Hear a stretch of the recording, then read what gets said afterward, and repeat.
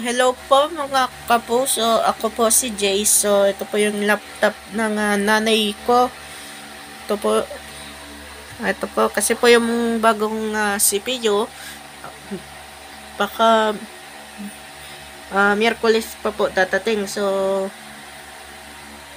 ito muna gagamitin ko yung Lenovo. Kasi yung isa, wala yung CPU. Papalitan ng CPU kasi yung OS niya hindi lumabas dun sa lumang CPU na Samsung excuse me po. So napapansin nyo yung monitor ng computer ko, yung laptop mo nang gagamitin ko. Tapos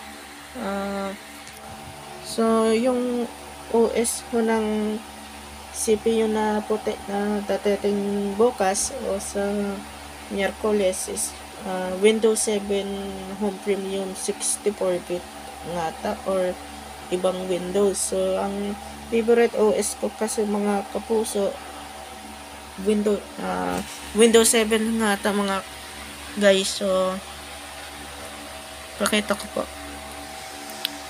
Yan. So ang model niya is L4550.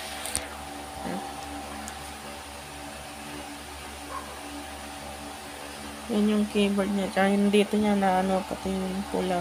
Wala na. 2022 pa to nabili eh. Luma na. Yan, OS niya, Windows 10.